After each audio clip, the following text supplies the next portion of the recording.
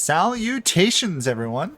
Welcome back to another Total Warhammer 3 guide. I'm Lord Forward. Today we're going to be talking about the Daemons of Chaos. Specifically, these are 10 tips on how to play the Daemons of Chaos better. Tip 1. Pick your settlement types carefully. The Daemons of Chaos are very unique compared to some of the other factions in the game. They have this odd balance of you can pick between settlements dedicated to one of the 4 chaos gods, and based off which god you're dedicated to, you get different buildings within it. Some buildings are better for combat, other ones better for income and defense. So for example, we will pick a Nurgle one here, and then what we can build is we can build Plague Vaults, which generate money. We can do Totems of the Crow, which are Nurgles, and Plague Doctor Surgery, etc., etc. And whichever one you have, you get those buildings. If you do not have a specific type of settlement, you cannot build those buildings or recruit those units easily. So in this Nurgle settlement here, we can only really get Nurgle units. Now, roughly offhand, Nurgle Zeech you're probably going to want for income and other stuff, but in terms of military, probably Khorne and Slaanesh offhand. And your garrisons, on the other hand, kind of balance between all of them, which is a very odd mechanic in the scheme of things. Tip 2. How to build an army. Slaanesh and Khorne units are usually the best ones for you to have. Yes, you have access to the full roster of almost all the demon units, barring some specialized stuff. But overall, if you're going to want to fight the demon factions, of which this is obviously one, are not the world's best at range. Your best range units are really your Horrors of Zeech, which aren't great. So you're by and large going to be fighting in melee. And out of the 4 Chaos Gods ones, Khorne is really good at killing, Slaanesh is really good at flanking. Those 2 are your main ones you're going to use. You could justify use a Slaanesh and Nurgle one, but by and large, then you can't kill anything outside of your Slaanesh units. Slaanesh flanks, Khorne does melee. Try to ignore range unless you want to have some fun playing with horrors, but by and large, just go play as each faction if you want to. Tip 3. Pick your influence path early on. So as you play through this faction, you will be gaining glory with the various gods. And this is one thing that gets complex for people because your tech tree is also leveling up your Build a Demon legendary lord. You have 5 different paths. You want to pick one and by and large stick with it. Because at some point you will be forced to dedicate to one of the 5. One, of course, is undivided. And once you do, you cannot progress further in the other ones. All other glory gain will be halted. Before that, though, you want to try and get every single one of these built up to a certain level. But you should know where you're going early on because you'll want to focus on it. You want to dedicate more settlements to it. But by and large, balance out early, then focus on it. But at the start of the campaign, have an idea of where you're going. If you want magic, Zeech. If you want combat, Khorne. If you want to just go undivided, do that. By and large, Nurgle and Slaanesh are the weakest focus paths to go down. Tip 4. Use the various Chaos God abilities. Now, as you progress along this influence path, you will unlock various effects from the Chaos Gods. These are weaker versions of the mono god factions, Khorne, Nurgle, Slaanesh, and Zeech ones.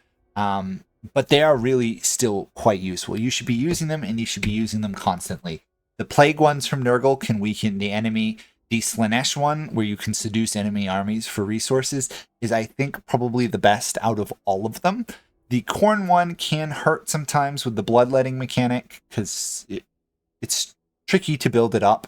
But the Slaanesh one and the Plague is really good as well, and the ability to teleport is great. You're going to unlock more of them as you go along, and they'll get stronger.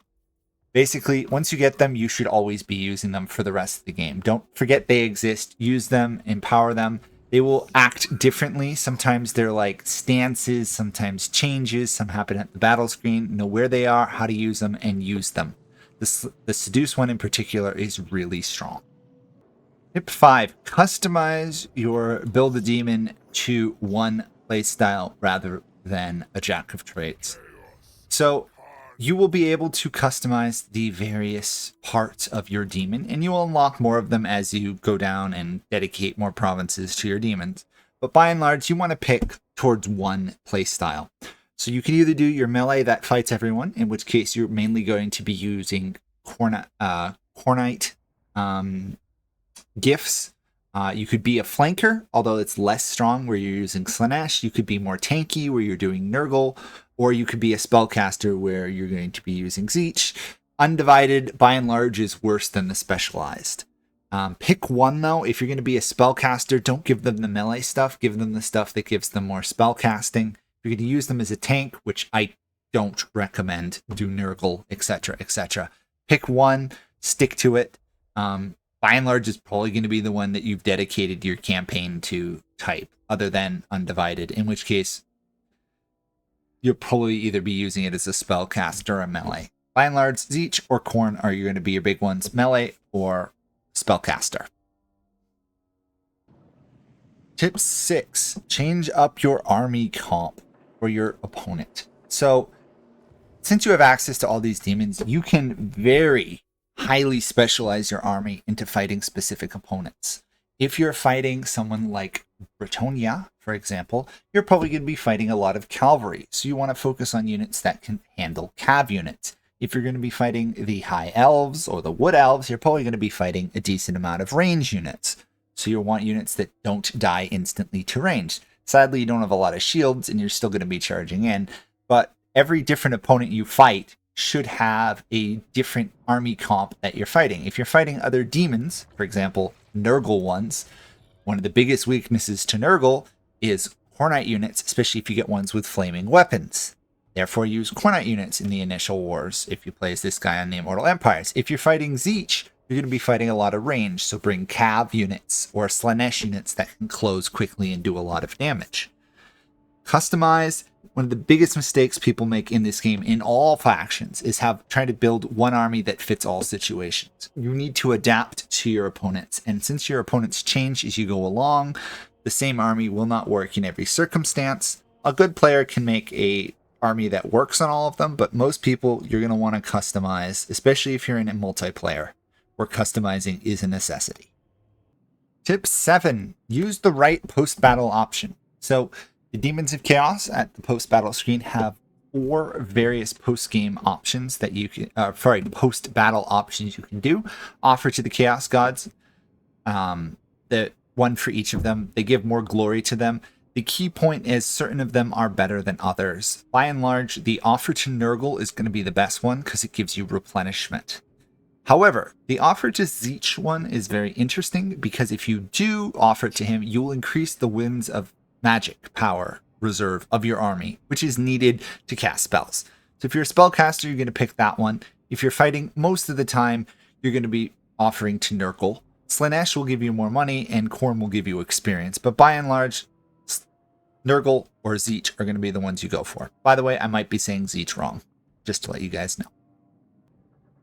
Tip 8, pick your heroes wisely. Again, going along with this faction's trend of having multiple various heroes and stuff that you get unlocked as you go along. Once you get to a certain amount of gifts, you will unlock a hero for each of the Chaos Gods. Certain of them are better than the others. If you want spellcasters, you're going to be all in Tzeentch. If you want fighters, you could either technically do Nurgle, Slaanesh, or Khorne. By and large, you're going to pick the Khornite one because the Slaaneshi one is all about flanking, of which you have better cav units for that role. And the Nurgle one is going to be more tanky than it is going to be in combat. Special mention here to some of the Nurgle ones because these plague-written heroes are quite useful in their own way. They have, let's see, if you take the Nurgle plague-written one, which is what I'm on right now, they actually can do some level of healing type spells as well as reversing damage, which are rather nice. Mainly if they cast, they will heal people in area. Less of an issue because you're a demon faction, but it does deserve a special mention because it's arguably the only reason you would take a non-Tzeentch spellcaster in this faction. Zeeches have the best heroes for the spellcasting. Okay, tip 9. This is a much more generic one. Make plenty of friends and go overseas. This is a bigger thing on the Immortal Empires map. You are a Chaos faction, and most of the other Chaos factions like you, or at least they don't hate you. The big benefit of this is if you become allies with them, then you can simply take your army and go overseas to get all the glory you need to progress, while your homeland should stay relatively safe because of your allies. In my experience, that is the best way to play these guys in the Immortal Empires right now. Make friends, ally a couple factions on either side of you, or ally the Warriors of Chaos factions who tend to dominate the Chaos Waste, and then go invade somewhere like Bretonnia or something. Your homelands will stay safe, there'll be good recruitment and money centers, you won't have to worry about defending them, and you're meant to be on offense a fair amount of the time. You really can go anywhere if you make friends. You're kind of, I guess the most similarity would be the Vampire Coast, where you can kind of go abroad to do combat and make money and win wars. It's a really good strategy. Trying to conquer the Chaos Waste becomes an effort in fighting factions who have better specialized troops than you do. Khornite ones are going to have better melee armies. Zeech ones are going to have better spellcasters and ranged units. You can match them, but you're a jack of all trades, master of none, and it can become very difficult. Make allies, go abroad. Best tip for the campaign I can probably give you. Okay, tip 10, and probably the most important one to keep in the back of your mind. A decent army conquering things is always superior over a non-conquering perfect army. The downside of playing basically a Build-A-Bear, or in this case, Build-A-Demon faction, is that you can build a perfect army. You want to have a good army, but you also do not want to get obsessive over having the best army. Yes, you can build a perfect army where you have a strong Zeech range backed up by a strong Khornite, backed up by Nurgles to hold the line and Slaanesh to flank. You can do that. But having an army out there in the field conquering things is better than spending 20 turns building up to have the perfect army. I've seen multiple people get obsessed, really obsessed, over what is the perfect comp for these guys, which is the best hero, which is the best ones. And yes, you want to keep that in mind, but getting an army out, getting it on the field, and getting conquering and expanding, getting the experience, and getting more glory is what you need to do as these guys. Since you do not have a traditional tech tree, you really need to be out getting glory because you will fall behind the other factions given time. So again, decent army conquering things over a non-conquering perfect army. There was a famous military quote, it was better to be on hand with 10 men than absent than 10,000. That encapsulates this faction perfectly. And that is it for the Daemons of Chaos, the Build-A-Demon faction. Hopefully this helps you guys play a bit better. If you've got your own tips, leave them below. If this helped, like, subscribe, comment, all that great stuff. If you want a longer guide, go look up my full-length guide for these guys. This is just a quick 10 tips. And I hope you enjoyed it. Thanks for watching. Bye for now.